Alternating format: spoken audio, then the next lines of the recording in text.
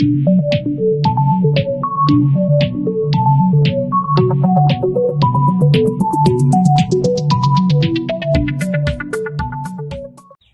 you have been living under a rock since 2014, then I'm sure you have heard of the Russo Brothers.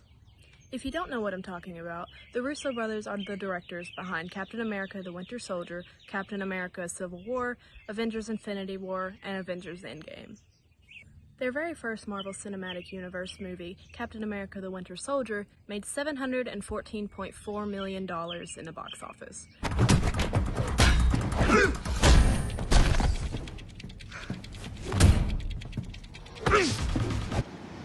Thank you.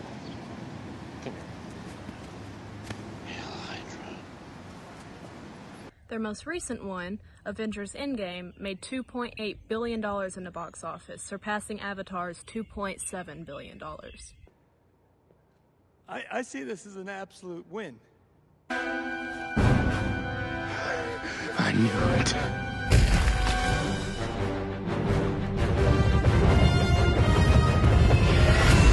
Avengers Endgame now holds the title as the #1 grossing movie in the world. It is no surprise that the Russo brothers have become more popular since 2014, seeing as they've been extremely successful in making these Marvel movies. Before shooting to fame and being known as nerd royalty, they directed a pilot episode for the show Arrested Development. The family continued to chant, "Speech, speech, speech," for no one in particular. Fox executives initially told them that they were not able to direct and they had no talent in it, and ironically, on the episode they were told this, they ended up winning an Emmy. The Arrested Development pilot episode would act as a calling card. This landed them a gig shooting the indie comedy Community. Ha! Gay! This is about when Marvel started calling. So how exactly did the Russo brothers end up making 4 movies for the Marvel Cinematic Universe from Arrested Development and Community? Turns out, Marvel's president, Kevin Feige, ended up seeing some of the episodes that they did with Community, and he really enjoyed them. He was looking for someone who understood not only humor, but also action, which is something that the Russo brothers were very good at. They ended up landing the role for Captain America the Winter Soldier, and the rest is history. Splicing together the political thriller for Captain America certainly worked for the Winter Soldier. However, when it comes to Civil War, it would be much more difficult. Not only were they adding more Marvel characters to the movie, but they were also initiating Phase 3 by pitting Captain America against Iron Man. He's my friend. So was I.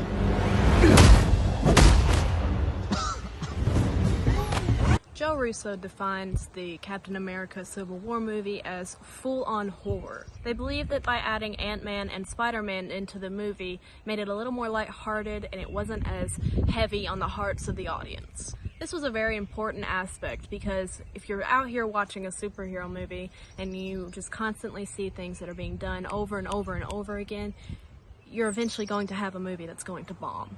The Russo brothers, having directed 4 of the Marvel films, is the most that Marvel has ever committed to a director, or in this case, a directing duo. The Marvel Cinematic Universe has more personality than maybe other action franchises may have, especially when it comes to DC.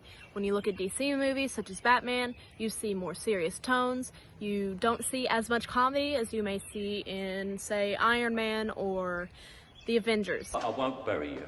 I've buried enough members of the Wayne family. As mentioned before, the president of Marvel wanted some humor in his movies. To step away from a more serious tone is what made the Marvel Cinematic Universe explode.